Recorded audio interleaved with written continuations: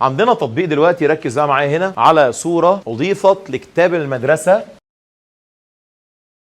فاستأذنك تخلي بالك منها بقى، عشان انا الهدف هنا مش هحل السؤال بس، ده عندك بقى في اول صفحه. الهدف عندي هنا مش ان انا احل السؤال، انا سؤال زي ده متوقع. الصوره دي اتضافت في اول صفحه في كتاب المدرسه، وبالتالي انا عايز اعرف الليبلز، عايز اعرف مين دول، اهم من ان انا احل. طبعا ده اصلا هو عباره عن دايكوتستيم، يعني اللي قدامك ده هو دايكوتستيم جاي من نبات خدناه في ثانيه ثانوي. قلت له ماشي، عايز ايه بقى؟ قال لي اكس اللي انت شايفها دي مالها اكس؟ قال لي اكس دي كانت ايه؟ يعني انا مش عايز اعرف ايه الماده المترسبه، لكن في مكانها ده تفتكر هي مين؟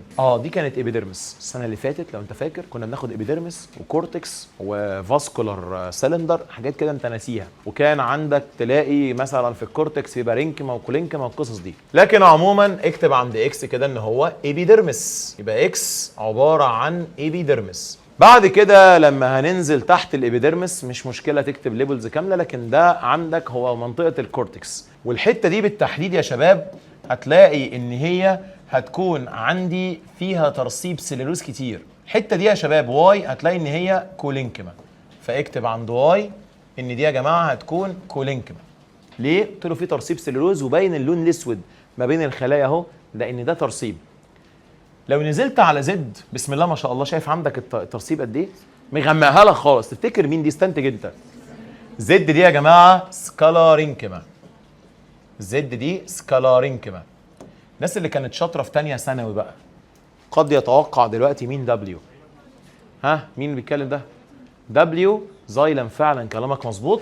فيا باشا هنا دبليو ده عباره عن الزايلم، وده كان مكانه السنه اللي فاتت في الفاسكولار باندل.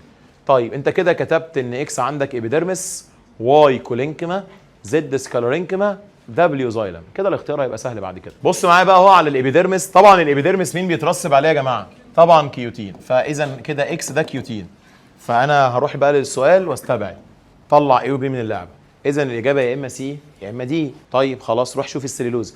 هو السليلوز مترسب عند مين يا جماعه؟ يعني هل واي عنده سليلوز؟ واي عنده سليلوز؟ ايوه كولينكما. طب زد سكالورينكما عنده سليلوز؟ ايوه برضه. يبقى السليلوز عند واي وعند زد، اذا كده الاجابه هتبقى نمبر سي. اكيد لا هي زد ولا دبليو، فدبليو ده يا ابني زايلم يعني الجنين، فيعني عشان اتاكد هو فعلا الجنين موجود عند زد وعند دبليو، قلت له اكيد الجنين موجود عند زد سكالورينكما ودبليو وهو الزايلم.